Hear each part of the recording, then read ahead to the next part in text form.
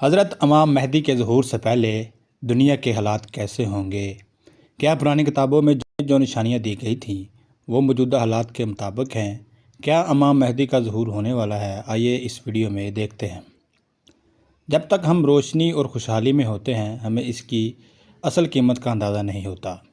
اس کی اصل قیمت کا اندازہ ہمیں تب ہوگا جب ہم مکمل اندھیرے اور مشکلات میں گر جائیں گے۔ جب آسمان پر سورج چمکتا ہے تو ہم اس پر کم توجہ دیتے ہیں، لیکن جب یہ بادل میں چھپ جاتا ہے اور ہمیں اس کی روشنی اور گرمی نہیں ملتی تو ہمیں اس کی قدر ہونے لگتی ہے۔ امام مہدی کے ظہور کی ضرورت بھی ہمیں تب محسوس ہوگی جب ہم بے سر و سامان اور ناامنی کی اور بد امنی کے ماحول میں ہوں گے۔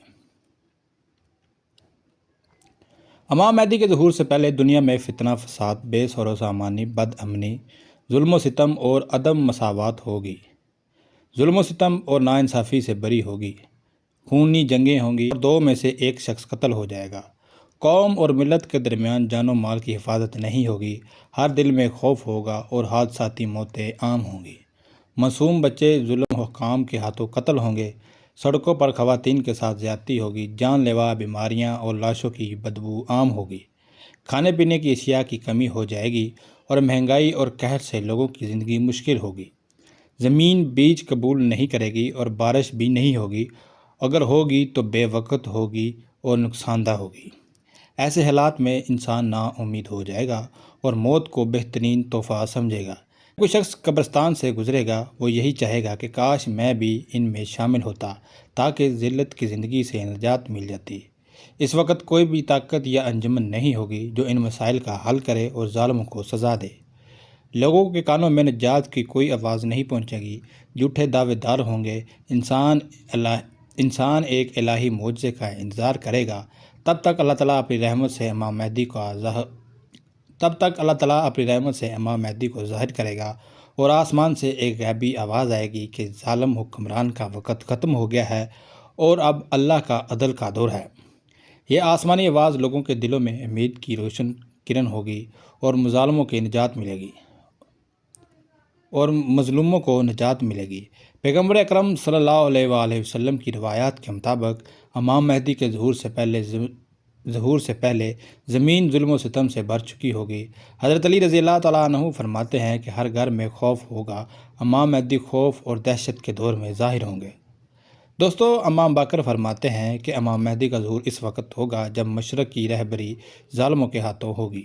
زمین کی وسعت کے باوجود لوگ خود کو قید خانے میں محسوس کریں گے۔ اسلامی ممالک میں بھی ظلم و ستم عام ہوگا اور مومن پناہ کے طالب ہوں گے مگر کوئی جائے پناہ نہیں ہوگی۔ رسول خدا صلی اللہ علیہ وآلہ وسلم فرماتے ہیں کہ میرے بعد خلفاء ہوں گے، پھر امراء ہوں گے، پھر بادشاہ، ان کے بعد ظالم حکمران ہوں گے اور پھر امام مہدی کا ظہور ہوگا۔ اگر حکمران نیک اور باشعور ہوں تو لوگ عیش و عشرت کی زندگی گزار سکتے ہیں، لیکن اگر غیر مناسب افراد حکمران بن جائیں تو لوگ مشکلات کا شکار ہوں گے۔